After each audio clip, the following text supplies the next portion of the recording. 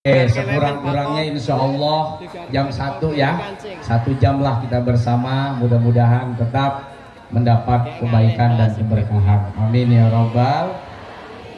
Assalamualaikum warahmatullahi wabarakatuh.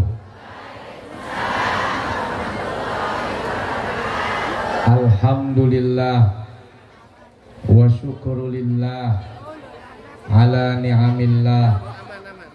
Assalatu wassalamu ala rasulillah sayyidina wa habibina wa syafi'ina wa maulana nabiyina Muhammad sallallahu alaihi wasallam wa ala alihi wa ashabihi wa man wala. Para ulama, para kiai, para masyayikh, para tuan-tuan guru, para ustadz, para ustadzah yang saya dan kita muliakan, Ketua MUI beserta seluruh jajaran, kemudian pimpinan Majelis Taklim Bahrul Ulum Balai Rejo, Al-Ustadz Al-Fadil Kiai Haji Muhammad Hidayatul Mustafa. Terima kasih Pak Kiai beserta dengan Ibu Nyai, para pengasuh pondok-pondok pesantren yang begitu banyak hadir, pengasuh, pimpinan masjid, musola dan majelis taklim. Semoga guru-guru kita semua Allah muliakan dunia akhirat, amin. Teman-teman pengurus NU, Ansor, Muslimat, Fatayat, Banser, semuanya kita doakan Allah muliakan dunia dan akhirat. Teman-teman aparatur pemerintah dari mulai RT, Pak RW, Pak Lurah, Pak Camat, Bimas, Babinsa, Kapolsek dan Ramil, Kapolres, Dandim, semuanya, bahkan dari Polda. Terima kasih. Kita doakan beliau-beliau semua yang sudah capek, lelah mengurus kita, masyarakat, rakyatnya. Semoga dibalas oleh Allah dengan pahala yang berlimpah ruah. Amin. Allahumma. Ustadz Agus Idwar, Ustadz Syarif dari Yayasan Sakuin 1 juta Al-Quran untuk santri Indonesia. Mudah-mudahan apa yang sudah diberikan oleh ibu bapak menjadi amal jariah yang terus mengalir sampai hari kiamat. Amin. Alhamdulillah, saya datang bersama dengan istri muda saya. Ini istri muda, sebab itu ada yang tua bukan istri saya. Jadi pemenak izin Pak Bustami, Pak Ustadz, ini istri muda. Kenapa muda? Karena nggak ada yang tua. Kalau saya tambah lagi jadi tua. Makanya Bu April nggak mau tua. Oh Kiai, saya nggak boleh nambah. Kita kalau lu nambah bini, gue jadi tua gitu. Ini dari Kemenak tahu, buku nikahnya banyak. Betul gak Guru? Buku nikahnya banyak, tinggal order aja. Ya Allah ya Karim, ibu-ibu, bapak-bapak, guru-guru, kita semua yang hadir di Balai Rejo, mudah-mudahan nanti Allah hadirkan lagi, kumpulkan lagi di sorga, amin. Ya Robbal. Masya Allah, ini tanah lapang bagi ya? Apa pesantren ini? Tanah majelis. Di tempat ini kita belajar, kita mengaji. Ibu-ibu, suaminya apa, kerja bertani atau berkebun? Ini kebun apa, sawit kali ya? Ya banyak sawit ya. Apa sawah bukan? Hah? Sawah juga ada, sawit juga ada, karet juga ada, singkong. Mudah-mudahan lancar, panennya bagus, hasilnya banyak. Buat apa itu? Banyak-banyak buat apaan? Buat sanggup ibadah tuh. Ya, orang Islam harus punya duit. Makanya kita usaha. Ada yang di kebun, ada yang di pertanian, ada yang di perusahaan, ada yang di pabrik, ada yang berdagang seperti abang-abang kita hari ini. Banyak teman-teman pedagang. Tujuannya satu, kalau punya duit mudah-mudahan bisa bersedekah, bisa bayar zakat. Jadi orang Islam kalau mau kaya minta sama Allah, ya Allah semoga zakat saya 100 triliun. Bayangkan kalau zakatnya 100 triliun Pak Kiai, itu berapa komandan uang pokoknya? Lah setahun sekali cuma 2,5%, sekali zakat 100 triliun. Ibu ngerti nggak triliun? Saya ngomong tinggi banget ya. 1 triliun 1000 miliar. Ngerti 1000 miliar? Kalau dibeliin seblak sama tahu bulat, insya Allah kita mati tenggelam di sini. Tenggelam tahu. 1000 miliar. Boleh nggak orang Islam kaya? Boleh. Yang penting bayar zakat. Sebab banyak orang kaya lupa sama agama. Jangan cuma minta kaya sama Allah. Banyak orang kaya, banyak orang punya duit, tapi nggak mau bantu agama, betul? Nggak mau bantu pesantren, nggak mau bantu saudara, nggak mau bantu masjid, nggak mau bantu majelis taklim. Maka mohon sama Allah, ya Allah, jadikan hamba orang yang bisa bayar zakat. Tambahin ya, 1000 triliun. Pak Ustadz tinggi amat mintanya. Loh, mumpung mintanya bukan ke Pak Lurah. Kalau ke Pak Lurah 100.000 aja cukup. Jangan banyak-banyak, kesian Bu Lurah. Tapi kalau minta sama Allah, jangan sedikit. Kayak lurah aja kita mintanya sedikit. Yang banyak. Sebab dialah yang maha kaya. Al-Ghani, Allah itu maha. Lurah kaya dikasih Allah, pengusaha kaya dikasih Allah, pejabat kaya dikasih Allah, kita kaya dikasih Allah. Maka minta sama yang maha kaya. Kalau minta sama yang maha kaya, jangan tanggung-tanggung. Mumpung gratis. Mumpung gratis. Makanya ibu, ibu kalau doa suaminya didoain apa? Sehat, yang umur, banyak rezeki, ya. Pelit, Pak. Padahal doa ibu-ibu mustajab.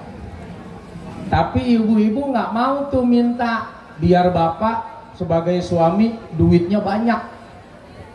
Rezeki itu macam-macam. Suami pulang gak bawa duit, itu rezeki.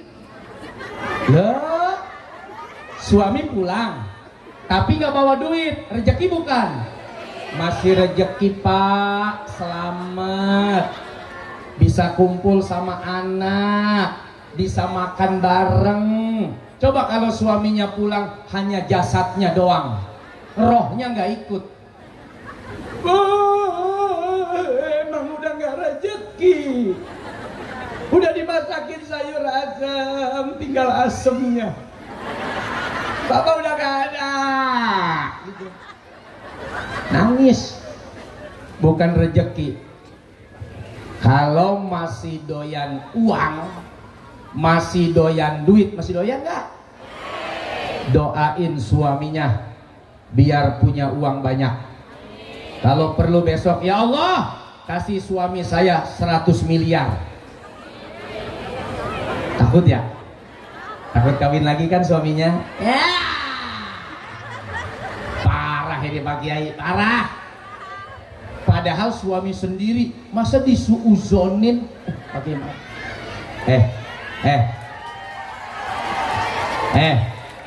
Laki lu tiap hari ngasih makan, sampai pada gemuk-gemuk begini. Dia kerja capek cari duit ya, masa masih diburuk sangkain. Nggak mau saya ngedoain suami saya punya uang 100 miliar, ntar dia kawin lagi. Gitu ya? Nggak usah nunggu 100 miliar bu, 1 juta aja pengen kawin lagi. Tambahin dong doanya ke Allah. Ya Allah, kasih suami 100 miliar, tapi cintanya hanya untuk saya. Bisa nggak ngomong begitu ke Allah?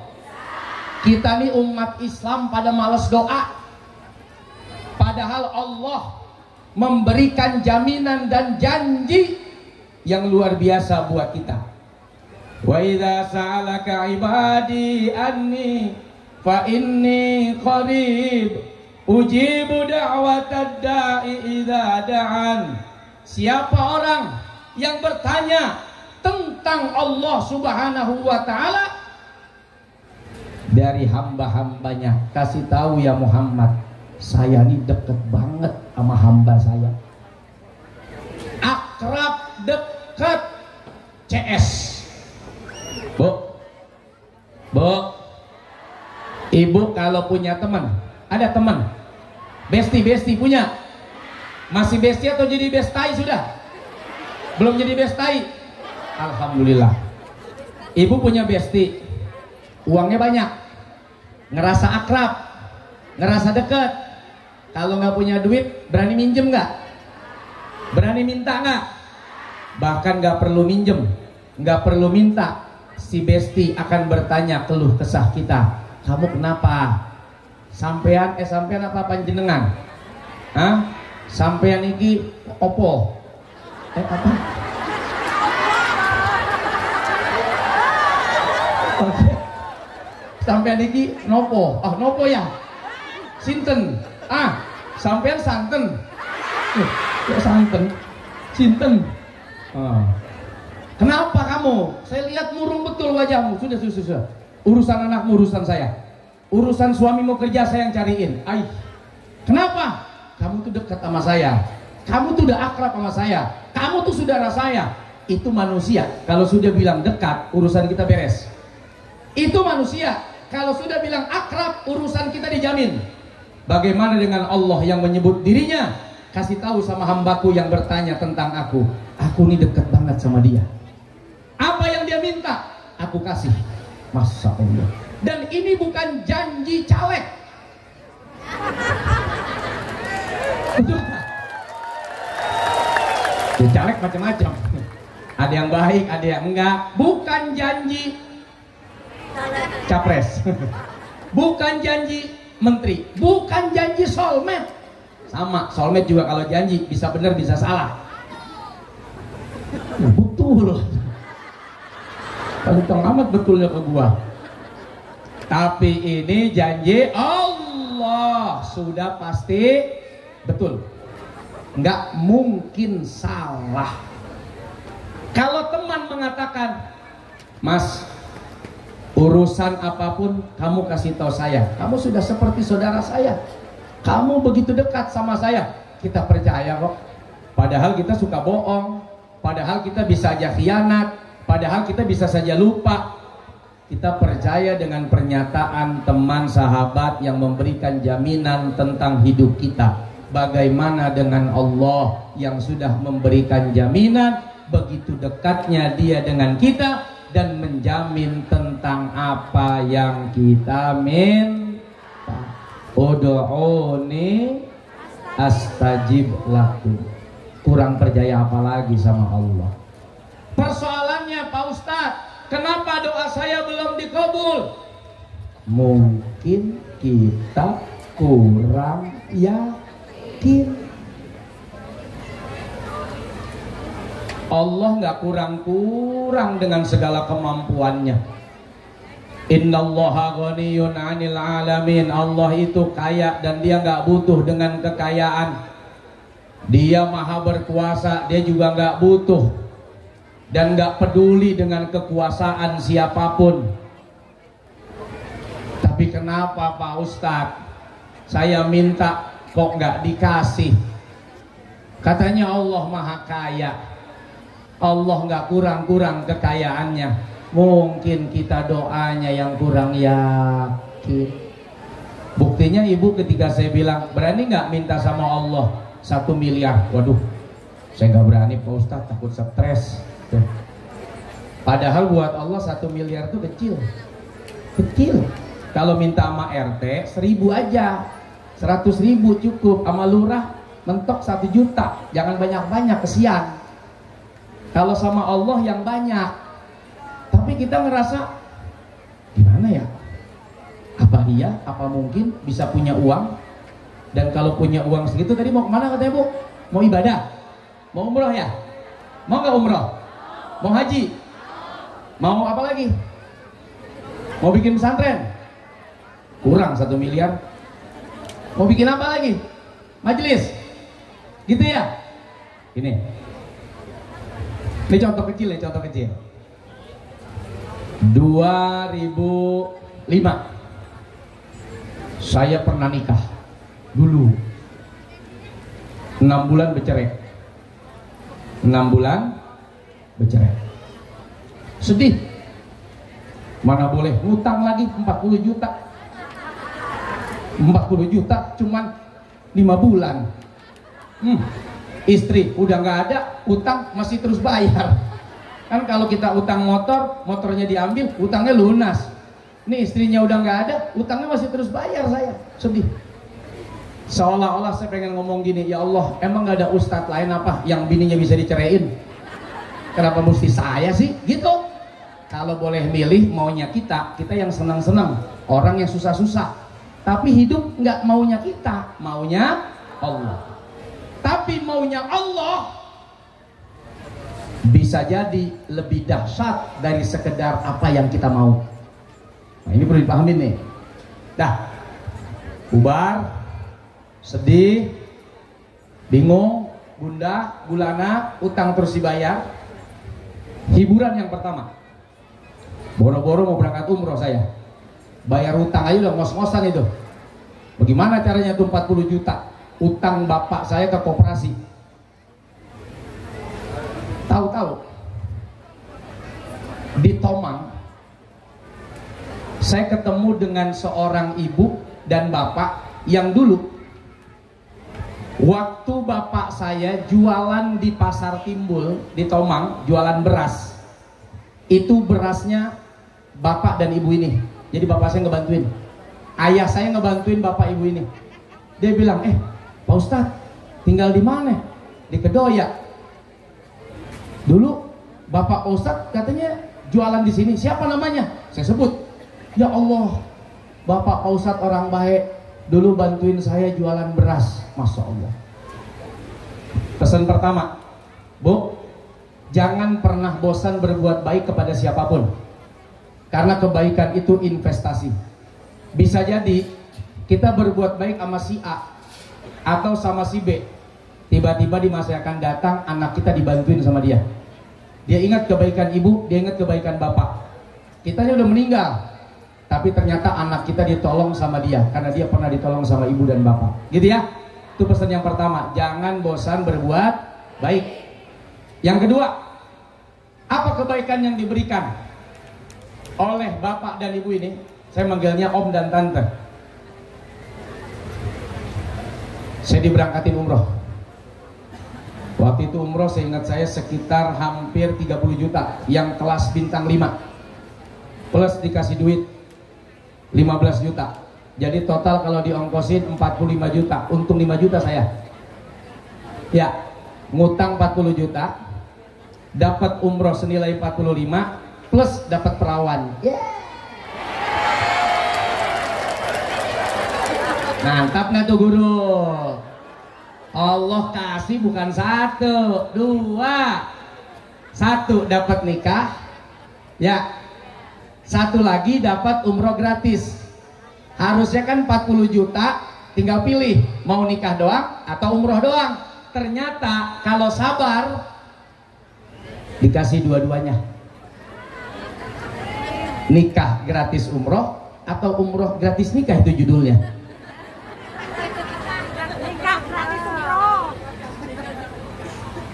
Nikah gratis umroh, benar. Lihat, siapa bilang nggak mungkin? Kitanya yang nggak yakin. Dah, mendudak lah saya nih, mendudak lama, 6 tahun, dari 2005 sampai 2011, 6 tahun mendudak. Udah hampir karatan, hampir. Saya nggak nikah Pak Kiai waktu itu karena saya nemenin emak saya sama bapak saya jualan. Jadi kalau saya ngelihat nih bapak-bapak nih yang pada dagang begini nih, ini dulu kerjaan bapak saya nih, dagang pisang molen. Apa pisang molen di sini? Pisang molen ya? Pisang molen, bakwan, dititip-titipin di warung-warung, dibawa di emper-emper. Nah saya nolongin. Saya nggak mau ngecewain orang tua saya karena dia udah ngutangin saya 40 juta. Saya kayak berdosa gitu. Ya Allah, udah saya yang enak, bapak saya yang susah. Saya yang kawin, dia yang ngos-ngosan bayarin. Dah, saya nggak mau nikah kecuali utang lunas. Dan utang itu, utangnya 4 atau 5 tahun saya lupa. Nah di tahun ke-6 saya masuk TV. Waktu itu saya diajak sama Uje almarhum. Nah ini jadi panjang nih. Tapi biar ibu tuh ngerasa tidak ada yang tidak mungkin Pak di dunia ini gitu loh. Saya juga anak, Masya Allah ya. No, itu kan sekarang tuh jual es teh kerang es teh campur kerang hijau Pak. Hah? Es teh kerang hijau apa tuh? Oh, es teh dicampur kerang. Bukan, no, ada es teh kerang hijau. Oh, jualannya 2. Ya Allah, saya pikir es teh campur kerang hijau. Nah, kayak tukang es teh, kayak tukang es teler gitu ya. Dulu namanya es kebo. Pernah inget nggak guru? Es kebo. Jadi dibungkusin pakai plastik yang setengah kilo, ya, dibekuin di freezer, terus dikenyot sama anak. Nah itu kayak kebo nete. Ya Allah, makanya namanya es kebo. Di sini apa? Wah kurang gaul. Kebo dong enak. Es balon. Oh es balon kalau di sini Pak Ustaz. Di Jakarta es kebo gede. Jadi orang kayak orang ngenyot, ya, nyot, kayak kebo. Itu bapak saya tuh. Yang jualan ya, bukan yang jadi kebonya, bukan. Bapak saya yang jualan. Subhanallah. Kalau ngelihat saya begini, berat Pak Kiai. Bagaimana tuh rumus hidupnya sih nggak ngerti. Orang saya tinggal di gang kok. Saya tinggal di Kedoyak, masih ada tuh rumah 3x4. Masih ada rumahnya, saya nggak jual. Saya tawarin 40 miliar, alhamdulillah nggak ada yang mau. Ya 3x4 siapa yang mau? Kalau mau saya jual juga itu. Jual iseng saya mah. Siapa tahu iseng-iseng ada yang blow on gitu. Enggak ada yang blow on, pinter semua. Nggak laku-laku jadinya. 3x4 meter. Maaf ya, maaf banget. Nih 3x4, maaf ya. Mungkin dari ini, anggaplah ini batas rumah saya tuh nggak nyampe di tiang, maaf ya, WC, tempat mandi sama tempat buang air besar, nyampur sama semua orang kontrakan. Jadi di Kedoya itu banyak orang kontrak. Nah saya tuh mandi sama nya di situ, bareng sama orang kontrakan. Dan tiap bulan saya bayar 100.000 buat sewa tempat sama mandi.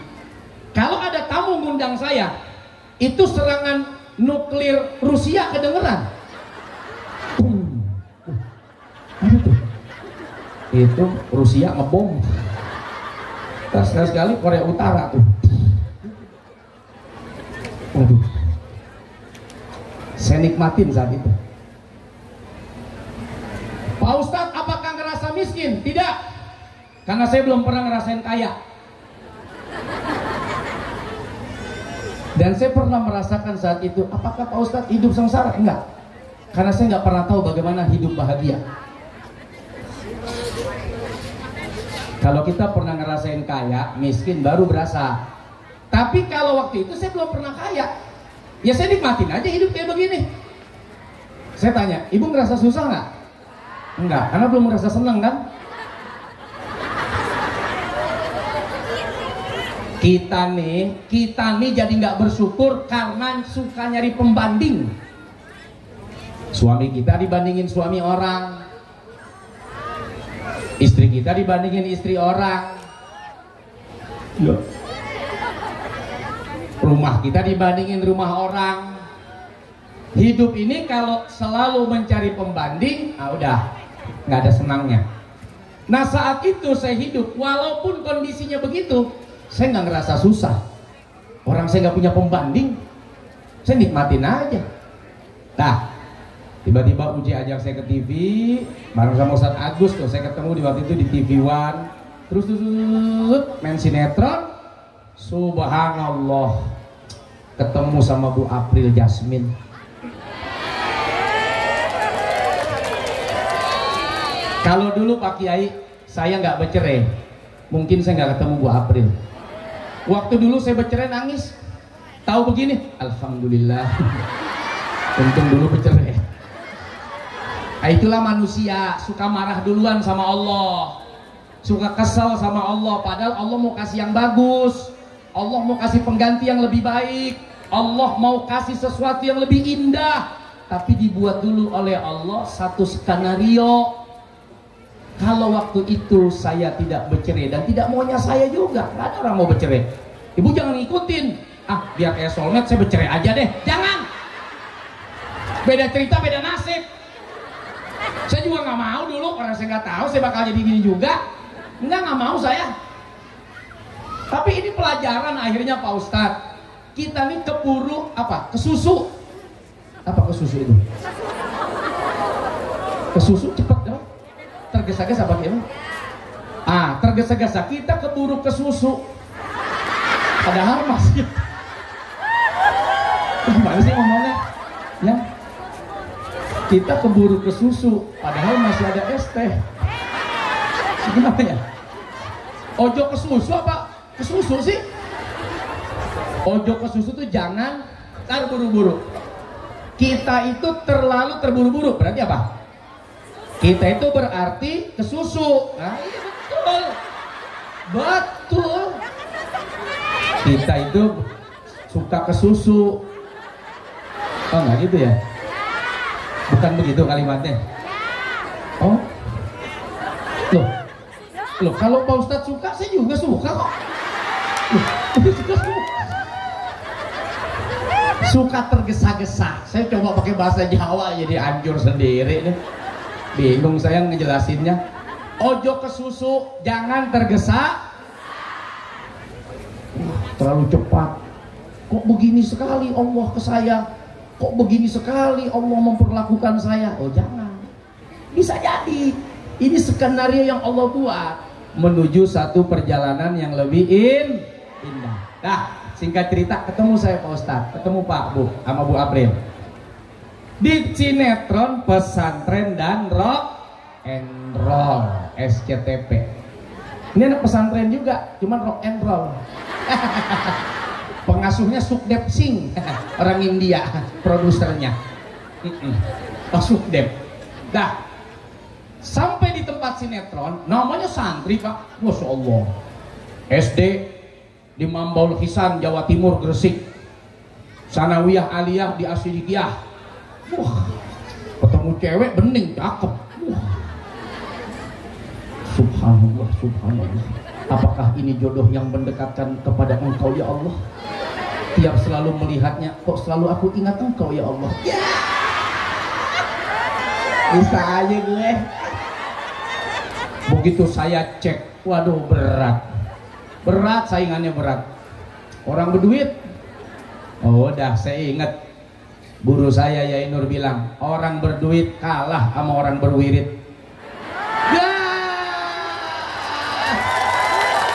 Macem-macem sama orang berwirid. Orang berduit kalah sama orang. Kita kan langsung ngadu ke pusat. Langsung ngadu yang nyiptain. Cukup baca apa yang pernah ditulis oleh Nabi Sulaiman ketika mengirimkan surat kepada Ratu Balkis yang memiliki kekuasaan dan kerajaan. Kalau Ratu Balkis aja tunduk, apalagi cuman Ratu Air. Ratu Air kecil. Ratu Air penakluk buaya sungai. Untung udah ke darat, bisa ditaklukin. Kalau lagi di sungai masa nggak bisa kita. Udah di darat baru lemes. Saya baca Bismillahirrahmanirrahim 99 kali, tutup pakai sholawat. Itu amalan dari Mbah Yai. Ya. Saya injek bumi. Maaf ya, pakai maaf kencengan. Kaki saya yang sakit. Saya niatin jantungnya April saya injek. Ngap lu, ngap. Ya Allah, bikin April cinta sama saya, rindu sama saya, kangen sama saya, pokoknya setengah hidupnya dari saya, dia akan cari sebagaimana dia. Ngap dengan oksigen, oksigennya di saya. Ngap lu, ngap, ngap. Ngap Pak Kiai, ngap, asli ngap. Saya macam-macam Pak Kiai wirid tuh. Benar, ngap. Untung anak udah 3, bodoh dah, mau diwirid dah katanya. Alhamdulillah. Jadi bisa. Dulu dia takut sama sarung saya. Benar. Dia bilang Ustadz sarungan tuh kuno, ketinggalan zaman. Dia takut sama sarung. Begitu sekarang dia cari isinya. Wah. Dengerin. Tanya kiai kalau dapat amplop itu naroknya di lipetan sarung. Wah, marah ini pagi ini. Jamaah aduh. Mau narok di kantong, wudhu takut jatuh ntar amplop repot nih. Naruh di samping takut ada yang ngambil. Akhirnya kiai gulung tuh di sarung. Makanya ketika kiai pulang, Bu Nyai bilang, "Bah, boleh buka sarungnya?" Mau lihat isinya. Amplop. Lu kemana sih pikirannya lu?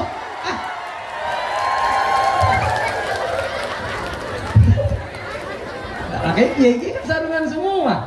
Karena kalau amplopnya tebal pakai gesper haji, lumayan buat selipan lagi. Percaya. Itu kalimat singkat, simple, tapi jangan main-main.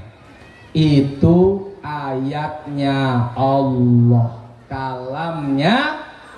Innahu min Sulaiman wa innahu Bismillahirrahmanirrahim. Yang macem-macem deh. Kiai itu kalau udah ngomong, dia selalu di backup atas nama Allah, dengan nama Allah. Ya takutlah dunia beserta isinya. Orang dia bawa backup yang punya bintang di langit, yang menciptakan para jenderal. Coba tanya nih Komandan Agus. Komandan, kalau misalnya Kapolda menyampaikan pesan kepada komandan atas nama Kapolda Provinsi Lampung, saya perintahkan kepada Pak Agus untuk melakukan ABCDE, tunduk nggak kira-kira? Tunduk. Apa yang bikin tunduk? Yang bicara, yang punya jabatan tinggi. Itu Bismillah itu kalamnya siapa itu? Allah. Begitu kita bawa untuk menaklukkan makhluknya, masa makhluknya ngelawat? Nggak bakal ngelawan itu. Yusabbihulillah itu, semuanya bertasbih di langit di bumi, semua tunduk sama Allah. Kita aja nih yang rada badung, rada bandel, rada bangor, makanya dikasih Al-Quran. Kalau yang lain ini tunduk semua.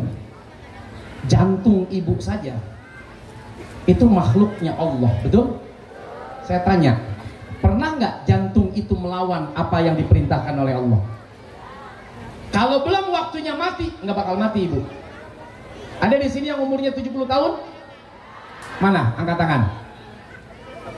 Oke, ibu 70 tahun. 74. Pertanyaan saya, pernahkah jantung ibu istirahat 30 menit? Ya, modal itu kalau 30 menit udah. Padahal 74 tahun ya bu ya.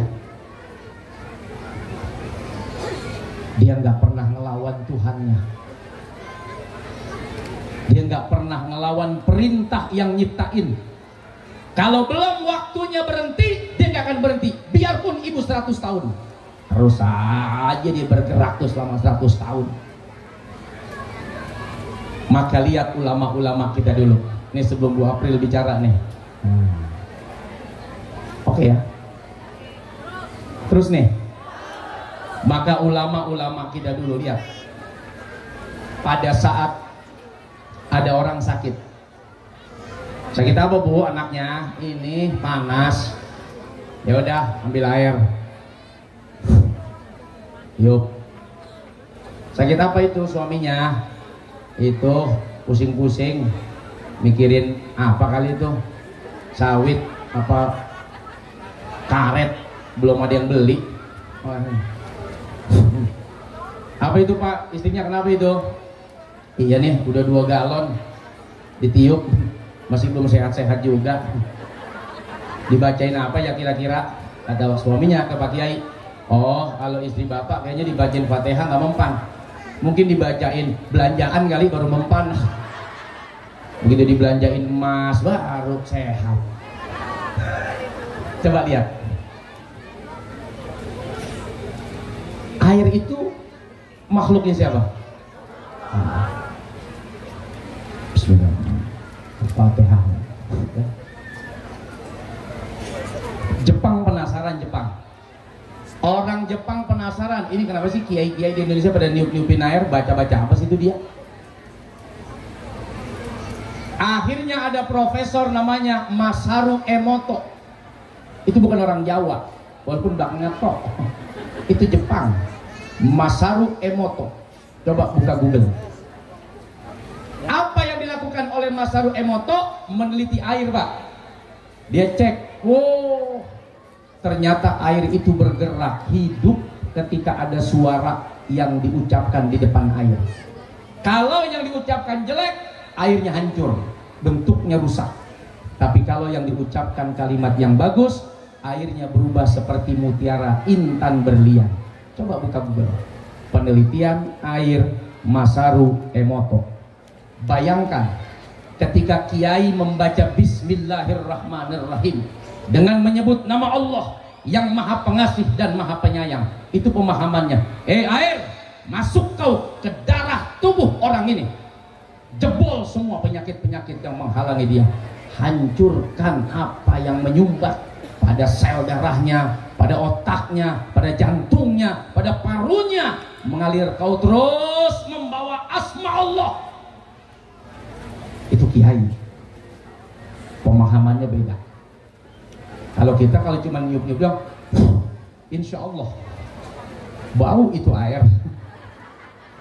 Beda. Dan ternyata air itu Pak, 70% di tubuh kita, dan air ketika diminum 2-3 menit langsung masuk ke aliran darah. Jadi jangan macem-macem dengan apa yang Allah ciptakan dan dengan apa yang diucapkan atas namanya. Tunduk semua makhluk yang ada di langit dan ada di bumi. Kita bawa nama presiden saja takut orang. Bagaimana kalau kita menghadap seseorang membawa namanya Allah? Gitu ya. Jadi perbanyak doa, jangan pernah takut, perbanyak baca bismillah untuk memulai segala hajat. Mudah-mudahan impian ibu bapak diijabah oleh Allah. Amin. Nah, Bu April. Rene aja, Rene. Rene tuh apa kesini gitu? Sini gitu, Rene. Kadie. Kalau ke situ apa Bu bahasa Jawanya? Reno. Hah? Rono gitu. Rene Reno Rono Rene Rono. Ini orang Jepang. Oh, Masaru Emoto. Bismillahirrahmanirrahim. Assalamualaikum warahmatullahi wabarakatuh. Waalaikumsalam warahmatullahi wabarakatuh. Yang saya hormati Pak Kiai ini beserta Bapak Camat, Bapak Lurah dari Kementerian Agama beserta jajarannya, Bu Nyai dan para ustazah serta jamaah semua yang dirahmati Allah. Bu, di sini nih dari acara ini siapa yang rumahnya paling jauh? Jauh. Berapa jam kesininya Bu? 1 jam. 1 jam. Ada yang lebih dari 1 jam? Berapa jam? Bandar Lampung bisa 2 jam ya? 2 jam. Bisa 2 jam. Masya Allah. Masya Allah. Sarang heong katanya tuh. Oh, salam cinta. Iya benar. Biar airnya laku, banyak duitnya. Amin. Tuh, banyak yang bro. Iya, siap. Ibu tahu perjalanan saya ke sini berapa lama? Kalau dari Jakarta ke sini kira-kira berapa jam ya? Tadi 6 jam kita dari 6 Jakarta. jam. Tapi ke sini. sayangnya saya bukan dari Jakarta. Langsung dari Malang, Jawa Timur. Naik darat. Masya Allah. Habis jenguk anak. Jadi anak kami kelas 2 SD itu dititip di pondok pesantren di Bulu Lawang, Anur 2 Al Murtado di Malang. Jadi Bu April baru besuk sampai di rumah tadi jam 3 pagi. Jam setengah 4 kami berangkat ke Merak. Dari Merak langsung Bakahuni langsung ke sini, nyampe mampir di rumah Pak Kiai makan jengkol enak. Masya Allah. Iya Pak Kiai makan jengkol, tempatnya Kiai Hidayat makan jengkol. Ada laba-laba. Bu April mau nyolek air. Tuh. Apa sih Bu April? Laba-laba. Oh biarin. Yang enak sih bala-bala ya enggak? Masya Allah, dari tadi Ustadz udah bilang aja saya ratu air ya Bu. Iya ratu air. Udah pada jalan. Loh airnya ikut. Anak buah ratu. Jadi nanti kita cerita. Saya mau memperkenalkan dulu. Ini Kosma Bu. Ini stoknya nggak banyak stoknya. Stoknya cuma berapa itu? Iya, Paling ini 20-30 kan. Saya hanya memperkenalkan. Semoga nanti ibu-ibu ada yang berkebutuhan ya. Jadi air Kosma ini air. Gini Bu April. Berapa sih harganya emang? Harganya Di info dulu. 600 ml itu satu botol 15.000. Oke, 15.000 per botol. Tapi kalau beli 4 harusnya 60.000 ya Bu. Diskon dong. Jadi 50.000 aja. Berarti 12.500 satunya. Ya, dan kalau beli 1 dus itu isi 12 harganya 150.000. Kalau udah beli 1 dus boleh langsung Moto foto nanti. di sini di depan bareng-bareng. Kita Ini juga. mohon maaf ya Bu, bukan jualan ini mah, dagang ya. Maaf. Sama. Ya. Jadi Iya. Bu,